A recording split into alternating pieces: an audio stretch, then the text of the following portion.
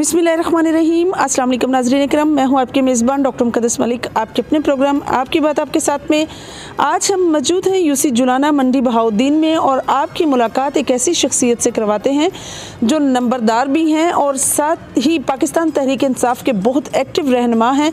और अगर बात यूथ विंग की हो तो आप जानते हैं कोई भी माशरा जो है वो यूथ के लिए बड़ा एक्टिव होता है, और यूथ बहुत एक्टिव होकर किसी भी माशरे में बहुत अहम रोल अदा करती है।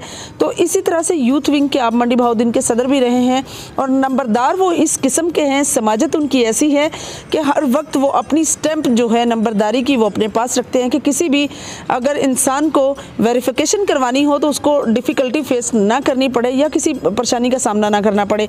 मेरी मुराद नौजवान समाजी सियासी शख्सियत नंबरदार उस्मान अहमद गोदल साहब हैं, जो पाकिस्तान तहरीक इंसाफ के रहनुमा भी हैं। तो आइए नाज़रीन उनसे आपकी मुलाकात करवाते हैं। अस्सलाम वालेकुम जी। जी वालेकुम सलाम। गोदल साहब कैसे हैं आप? जी अल्हम्दुलिल्लाह बिल्कुल ठीक, अल्लाह का शुक्र है। सही। सर आपने एक इलेक्शन कंटेस्ट किया एज ए काउंसलर, लास्ट जो बल्दियाती इलेक्शन थे उसमें आपने इलेक्शन कंटेस्ट किया। सियासत में बाकायदा तौर पर जो इंटरेस्ट होता है, जो सियासत का बाकायदा तौर पर पार्टिसिपेंट करना या उसमें इलेक्शन कंटेस्ट करना, ये शौक़ कब और कैसे पैदा हुआ आपको? अस्सलाम वालेकुम जी। सबसे पहले तो मैं आपका शुक्रिया अदा करता हूँ कि आपने मुझ जैसे नौजवान की आवाज़ जो है वो आवाम तक पहुँचाई है। तो मैं तो बेसिकली ये जो सियासत है ना, ये बंदे के जरासीम में ही होती है। वैसे ही उस बंदे के अंदर कुछ सलाहियतें ऐसी होती हैं कि जिस वजह से वो सियासत में हिस्सा लेता है। सियासत से ज़्यादा मैंने जो है ना अपने गांव के लिए समाजी जो सोशल काम है उनमें ज़्यादा जो है ना पार्टिसिपेट किया है। तो सियासत भी मेरा एक शौक़ है। तो अल्हम्दुलिल्लाह मैंने पिछली बल्दियाती इलेक्शन में काउंसलर का इलेक्शन लड़ा था। तो अभी उसके बाद जो है अभी नेक्स्ट जो अभी नया बल्दियाती इलेक्शन आ रहा है, इसमें हम अपना ग्रुप जो है, अपना जो दड़ा जो है उसके साथ सलाह मशवरा करेंगे। उसके बाद देखेंगे कि हमारा ग्रुप क्या फ़ैसला करता है। तो शौक़ तो है जी सियासत का, असल शौक़ तो है जी खिदमत का। अगर सियासत को खिदमत समझ कर किया जाए तो ये एक इबादत है। अगर सियासत को वैसे अपने मकासद के लिए इस्तेमाल किया जाए तो ये एक बहुत गंदी चीज़ भी है। सही। आप प्रेसिडेंट रहे हैं यूथ विंग के, यूथ में आपने अपना कौन सा किरदार अदा किया, और यूथ में जो एक तंजीमी ढांचा होता है वो उस ढांचे पर अगर बात करें तो यूथ की आपने क्या ऑर्गेनाइजेशन बनाई मंडी बहाउद्दीन के लिए? 2017 में मेरा नोटिफिकेशन हुआ था डिस्ट्रिक्ट प्रेसिडेंट का यूथ विंग का, पीटीआई का। तो उस वक़्त हमारे डिस्ट्रिक्ट जो कि एक पसमानदा इलाका गिना जाता है बनिस्बत गुजरात, गुजरांवाला या लाहौर, तो इसमें ख़ासकर इमरान खान की पार्टी के लिए बहुत मुश्किल था। और ख़ास करके नौजवान जो है वो उनकी सोच तो ये थी कि तब्दीली आए हमारे मुल्क में, लेकिन उनको कोई प्लेटफार्म या उनको इकट्ठा करने वाला कोई नहीं था। उसके लिए मैंने कोशिश की और अल्हम्दुलिल्लाह मैंने अपने गाँव, अपने जो ज़िला है ना, ज़िला की 70 से 80 यूनियन काउंसिल्स जो हैं वो मैंने मुकम्मल बॉडी बनाई है पूरे डिस्ट्रिक्ट की, तहसील की। फिर 70-80% जो यूनियन काउंसिल है उनके में भी यूथ की बॉडी मैंने बनाई है। तो अल्हम्दुलिल्लाह बड़ा अच्छा रिस्पांस मिला है यूथ का। और वाले से बात करें तो पाकिस्तान तहरीक इंसाफ का प्लेटफार्म है आपका, और आपने कंपेन भी किया हाजी इम्तियाज़ साहब की, इसी तरह गुलरेज चंद साहब हैं, वसीम अफजल चंद साहब हैं। किस तरह से उनकी नुमाइंदगी करते हुए, अपनी पार्टी को रिप्रेजेंट करते हुए आपने जो भी अपने इलाके के मुतालबात थे अपने गाँव के, कौन कौन से काम आपने करवाए, तरक्याती काम करवाए? गाँव के मसाइल काफ़ी थे, चूँकि हम डिस्ट्रिक्ट कम्प्लेक्स जो है हमारा हेड क्वार्टर है ज़िले का, उसके करीब तरीन हमारा गाँव है। उसके बावजूद हमारे मसाइल इतने ज़्यादा थे, ख़ास करके उसमें सबसे मेन मसला जो हमारे गांव का है वो है निकासी आब का। वो अपनी मदद आपके तहत अभी तक हम चला रहे हैं, ठीक है। लेकिन अभी हमारे जो MPA साहब हैं उन्होंने हमसे वादा किया हुआ है कि हम मेरे गांव की जो है निकासी का वो हल निकालेंगे ज़रूर, और हमें उम्मीद है वो इंशाल्लाह ये पीछे जो एक साल डेढ़ रह गया इसमें हो जाएगा। तो उसके अलावा जो है ना जी गलियों की, नालियों की, जो उसके अलावा हमारे जो डेरा जात है, हमारे गांव की आदि जो है डेरा जात पे भी है। तो उनके रास्ते भी थे वो कच्चे थे। अल्हम्दुलिल्लाह अभी पहले तो कोई नहीं था फ़ंड, अभी तकरीबन 8-10 महीने हो चुके हैं तो हमें काफ़ी फ़ंड मिला है। गुलरेज चंद साहब, वसीम चंद साहब ने हमें बड़ी हेल्प की है उसमें। तो अभी 3-4 करोड़ के करीब हम कम करा चुके भी है। और इसके अलावा भी अभी जो साल डेढ़ बाकी रहता है, हमें इंशाल्लाह ये हमारा अज़म है कि हम अपने गाँव का कोना कोना जो है वो पक्का करवा देंगे। और इंशाल्लाह तो अपने गाँव की कम्युनिटी पर अगर बात आपकी करें तो आपके इत्तेहाद, आपकी डिफरेंट पार्टीज़ को फेस करते हुए हर पार्टी का कोई ना कोई जो है जियाला या कोई किरदार ऐसा होता है गांव में, तो आपने किस तरह से मैनेज किया सबको? मुश्किल तो बहुत था। ये सारा कुछ मैंने ही करना। लेकिन 2009 में हमने ज्वाइन किया था पीटीआई को। तो पहले ज्वाइन करने से पहले मैंने अपने सारे दोस्तों को इकट्ठा किया, जो अपने ग्रुप था उसको इकट्ठा किया, उनसे बात की कि ये इमरान खान अच्छी बातें कर रहा है, हो सकता है कि आने वाले वक्त में ये हमारे मुल्क के लिए अच्छा हो, साबित हो, तो हमें ये ज्वाइन करना चाहिए कि इमरान खान को। मेरे सारे दोस्तों ने मेरी बात मानी और हमारे साथ हमने 2009 में पहला जलसा करवाया था इधर पीटीआई को। और अल्हम्दुलिल्लाह हम यंग ही थे साहब, हमारे साथ कोई बड़ा नहीं था, कोई बड़ा नाम नहीं था। तो 2013 के इलेक्शन में भी हमने पीटीआई को अपने गांव से जितवाया था और ये इजाज़ हमें हासिल है। तो उसके बाद 2015 में भी अच्छा रिज़ल्ट दिया है हमने अपने गांव में। 2018 में भी हमने एमपीए साहब थे जो वो हमारे जीते हैं और एक छोटे से मार्जिन से हम जो है ना वो बड़ी सीट वो इधर से गाँव से आ रहे हैं। लेकिन अल्हम्दुलिल्लाह आज भी अगर एक धड़े की या किसी पार्टी की वाज़ेह अक्सरियत जुलाना में है तो वो अल्हम्दुलिल्लाह पीटीआई की है। और मेरे दोस्तों ने जो साथी थे, जो दूसरे वर्कर थे, उन्होंने बहुत हेल्प की है सारे लोगों ने, और हमने मिल के इलेक्शन लड़ा है। तो इंशाल्लाह नेक्स्ट भी हम अच्छा रिजल्ट देंगे। सही। इस दफ़ा आपको अपने गांव में कोई ऐसा मजबूत कैंडिडेट नज़र आ रहा है? जी, पिछली दफ़ा जो हमको ज़रूरत पड़ी थी कि इताद करें, तो वो अल्हम्दुलिल्लाह उस इताद करने में भी हम ही एक्टिव थे। हमने ही कहा था कि चूँकि हम एक पार्टी अलहदा थे, हम अपना कर सकते थे, अलहदा कैंडिडेट भी ला सकते थे, लेकिन हमारे गांव की जो ज़रूरत थी वो थी इताद करके अपने चेयरमैन लाएँ, अपनी काउंसिल में अपने अपने गाँव में बनाएँ। तो उस मकसद में भी हमने बढ़ चढ़ का हिस्सा लिया और कामयाब भी हुए। चेयरमैन भी हमारे गाँव का फिर बन गया। फिर हमारी जिस काम के लिए हमने ये सारा काम किया था वो था यूनियन कौंसिल का दफ्तर, तो वो भी अल्हम्दुलिल्लाह हमने अपने गांव में बना लिया है। काम भी इधर चल रहा है, सारा सिस्टम अभी ठीक चल रहा है। तो उसके बाद अभी जो नया इलेक्शन आने वाला है तो इसमें भी इंशाल्लाह हम कोशिश करेंगे कि जितना दड़ा हम इकट्ठा कर सकते हैं वो करेंगे। और नेक्स्ट जो है चेयरमैन वो भी इंशाल्लाह हमें उम्मीद है कि हमारे गाँव से ही आएगा। पाकिस्तान तहरीक इंसाफ के दौर में जिस तरह से मुश्किलात का सामना है, जिस तरह से अलखटन दौर में इतने डिफ़िकल्ट प्रोसेस में आप आवाम को क्या मैसेज देंगे और आपको क्या लगता है कि आप सेटिस्फाई हैं अपने डिसीजन से? देखिए जी, मैं तो एज ए वर्कर अल्हम्दुलिल्लाह बिल्कुल मुतमईन हूँ। चूँकि देखें ना, जो हमारा 70 सालों से गंद पड़ा हुआ है हमारे मुल्क में, वो इतना जल्दी साफ़ होने वाला नहीं है। खान साहब ने एक दो फैसले जो हैं वो उन पे पूरी तवज्जो नहीं दी है। एक जो पंजाब में उस्मान बुज़दार साहब हैं वो ऐसे ही हैं जैसे ममनून साहब हैं, ठीक है, सदर थे जो।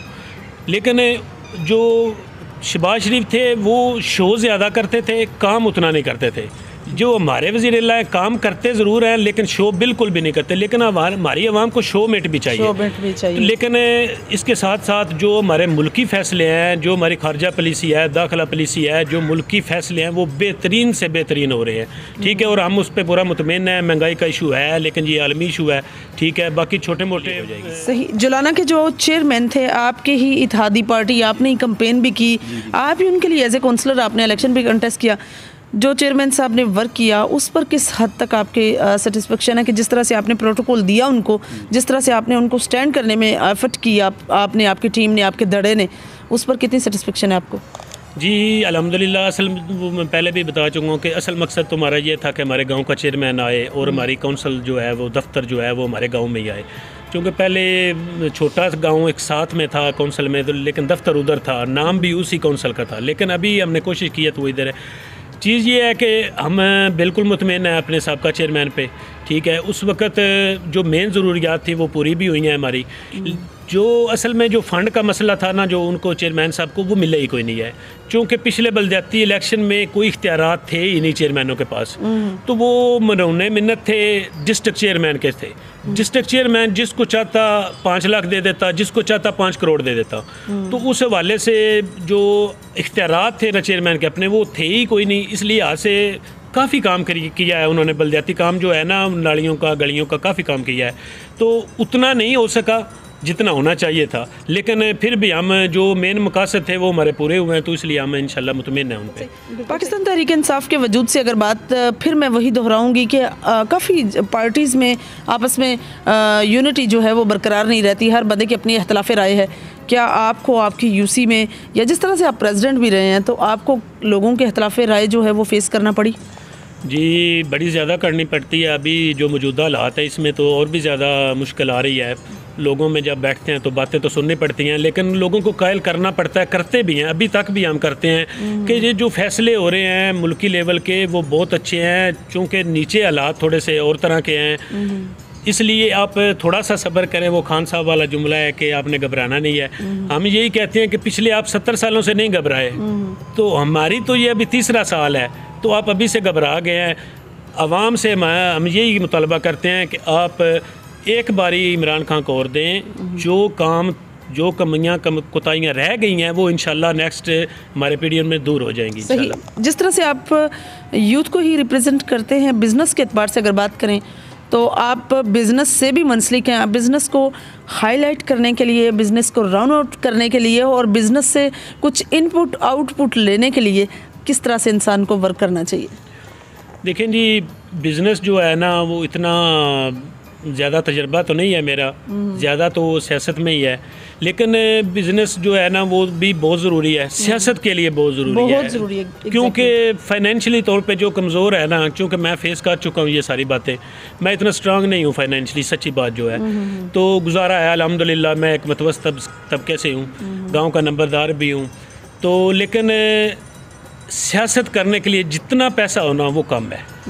सियासत अभी देख लें कि हमारे गांव में भी ऐसे लोग हैं कि जिनके पास करोड़ों रुपया है, वो काम भी कोई नहीं करते, सियासी समाजी कोई काम नहीं करते, लेकिन पैसे के जो है ना वो उसके ऊपर वो अपने आप को मुनहसर करते हैं और पैसे के बलबूते पे वो कहते हैं कि जी हम भी चेयरमैन के इलेक्शन के कैंडिडेट हैं, हमने भी लड़ना है। और काफ़ी बातें जो पैसे वाला बंदा है उसके लिए सियासत करनी आसान है, जो एक वर्कर है जो उतना पैसा अफोर्ड नहीं कर सकता उसके लिए बहुत मुश्किल होता है। ख़ास करके जो मंडी बहाउद्दीन वाला या जैसे हमारे इलाका है इसमें पसमानदा में पैसा बहुत ज़रूरी है सियासत में। सही। जिस तरह से आप नायब सदर भी हैं मंडी बहाउद्दीन तहसील के, तो अपनी तहसील लेवल की जितनी भी नंबरदार कम्युनिटी है, नंबरदार एसोसिएशन के जितना भी आपका वो एक निज़ाम है, उसमें आप लोगों को किन किन मसाइल का सामना करना पड़ता है और प्राइम मिनिस्टर इमरान खान साहब के साथ कौन से मुतालबात हैं आपके? देखिए जी, ये जो नंबरदारी वाला निज़ाम है ना, ये शेर शाह सूरी के दौर से शुरू हुआ है। कुछ लोग कहते हैं कि जी अंग्रेज़ों का बनाया हुआ निज़ाम, लेकिन नहीं, ये शेर शाह सूरी के दौर का निज़ाम है और बेहतरीन है। गवर्नमेंट और आवाम के दरमियान जो पुल का किरदार करता है, वो अदा करता है, वो है नंबरदार। नंबरदार एक सेमी जो है ना गवर्नमेंट का नुमाइंदा होता है। तो कुछ मुश्किलात थी जो हमारे नंबरदारों को पेश आ रही थी, खासकर उसमें था जो इज़्ज़त। किसी भी दफ्तर में जाते थे ना कोई इज़्ज़त करता था, ना कोई वैसे कोई पूछता बुलाता था कि नंबरदार एक एक्टिव पर्सन होता है अपने गांव में। तो उस हवाले से हमारे जो तहफ़्फ़ुज़ात थे वो हमने पंजाब गवर्नमेंट के सामने भी रखे हैं, वफाकी गवर्नमेंट के सामने भी रखे हैं। अभी कुछ दिनों बाद इंशाल्लाह खान साहब आएंगे इधर लाहौर में, तो उसमें हमारे मुतालबात जो है ना वो उनमें से उन्होंने कहा है कि हम आपके मुतालबात पूरे करते हैं। मुतालबा ये थे कि सबसे पहले हमारा ये मुतालबा था कि हमारी इज़्ज़त बहाल की जाए। अगर हम महकमा जो है ना रेवेन्यू जो है उसको हम इतनी सपोर्ट करते हैं कि रेवेन्यू इकट्ठा करके देते हैं, तो उस महकमे में जब हम जाएँ, हम किसी जायज़ काम के लिए जाएंगे, नाजायज़ के लिए नहीं जाएंगे, तो वो हमारी इज़्ज़त करें और हमारे काम को सुने, हमें इज़्ज़त दें। तो उस हवाले से वो थे। और उसमें साथ हमारे एक जो नंबरदार के पास एक होता है जिसको कहते हैं जी चौकीदार, वो चौकीदार भी हमारे जो है ना वो भी ख़त्म हो गए थे। तो वो भी हमारा मुतालबा है कि चौकीदार हमारे बहाल किए जाएँ। तो नंबरदार के साथ वो असिस्टेंट के काम पे तौर पे काम करता था। और उसके साथ उसके बाद हमारा जो है ना, देखें हमारा मालियाती जो होता है ना रेवेन्यू जो हम जमा कराते हैं गवर्नमेंट को लोगों से इकट्ठा करके, उस में हमारा जो है ना 1% था, जो आज से 40-50 साल पहले का जो था वही अभी है। वो हमने उनको कहा है कि चूँकि अब महंगाई अखराजात ज़्यादा हैं तो आप हमारा वो मार्जिन जो है ना वो भी इजाफ़ा करें उसमें वो भी है। और उसके साथ हमने वो एक पहले गवर्नमेंटों में नंबरदार को एक असला का जो है ना वो लाइसेंस वो गवर्नमेंट अपनी तरफ से देती थी, वो भी हमारा मुतालबा है कि वो भी हमें मुहैया किए जाएँ। एक मुतालबा था कि कुछ नंबरदारों को ज़मीनें भी गवर्नमेंट की तरफ से लाट हैं, वो भी हमारा मुतालबा है कि हमें भी ज़मीनें बाकी जो रह गए हैं उनको भी ज़मीनें लाट की जाएँ। तो इंशाल्लाह ये खान साहब आएँगे लाहौर कुछ दिनों में, तो पिछले दिनों हमारा कन्वेंशन हुआ है तो उसमें ये बात बताई गई है कि खान साहब आएँगे और हमारे इंशाल्लाह मुतालबा, चलो ज़्यादा नहीं भी हो सकते लेकिन हमें महसूस हो रहा है कि ज़्यादा जो है ना वो हमारे मुतालबा पूरे हो जाएंगे और हमें महसूस हो रहा है कि ये गवर्नमेंट नंबरदारों को इज़्ज़त दे रही है। बिल्कुल सही। जिस तरह से आपके गांव का अगर जिक्र किया जाए तो आपके गांव में माशाल्लाह से 2 हाई स्कूल हैं, बच्चियों का भी और बच्चों का भी, वो भी सहूलियात हैं। सिर्फ सैनिटेशन का नकासी आब का प्रॉब्लम है। लास्ट में इन सारी चीज़ों को मद्देनज़र रखते हुए आप अपने ही इलाका मकीनों को, अपने ही लोगों को, अपनी यूसी के लोगों को क्या मैसेज कन्वे करेंगे? देखें जी, मैं सबसे पहले तो अभी चूँकि बलदियाती इलेक्शन का वक्त है, तो मैं अपनी यूथ जो है जुलाना की, जो हमारे गांव की यूथ है, मैं उनको ये पैगाम देना चाहता हूँ कि वो जो भी फ़ैसला करें वो अपने जो पिछले अपने ख़ानदानी होता है जी, मैं ये हमारे ख़ानदान का कैंडिडेट है या ये हमारा इसके साथ तल्लक है, ये कैंडिडेट है, ये नहीं होना चाहिए। होना तो ये चाहिए कि जो अपने गांव के लिए एक्टिव हो, जो अपने गांव के लिए, हमारे गांव के लिए वर्क कर रहा हो, जो मुखलिस हो और जो टाइम दे रहा हो, लोगों की बातें सुन लेता हो, लोगों के काम करता हो, उनके साथ दफ्तरों में जाता हो, उसको आप चेयरमैन के लिए मुंतखब करें। वोट भी उसी को दें जो अपने गांव के लिए फ़ायदा दे सके। बाकी कैंडिडेट तो हर बंदा बनने को तैयार है, लेकिन मैं अपनी आवाम से यही कहूँगा कि प्लीज़ वोट उसे दें जो आपके चेयरमैन बनने के काबिल है। बिल्कुल सही जी। तो नाज़रीन, ये थी उस्मान अहमद गोंदल साहब की गुफ्तगू, जो साबिक सदर भी रहे हैं और नायब सदर भी हैं तहसील मंडी बहाउद्दीन के नंबरदार एसोसिएशन के। उन्होंने अपने मुतालबात के बारे में भी बताया, जो जो मुतालबात नंबरदार एसोसिएशन के हैं, और साथ ही उन्होंने पाकिस्तान तहरीक इंसाफ के लिए जिस तरह से एफर्ट की उसका भी जिक्र हुआ। और इसी तरह से गुलरेज चंद साहब और वसीम अफजल चंद साहब ने जिस तरह से अपने इलाके में इसी काम कर रहे हैं, उस पर भी उन्होंने अप्रिसिएशन दिया। इंशाल्लाह हमारी और आपकी मुलाकात होगी फिर किसी नए प्रोग्राम में। तब तक के लिए इजाज़त चाहते हैं। अल्लाह हाफिज़।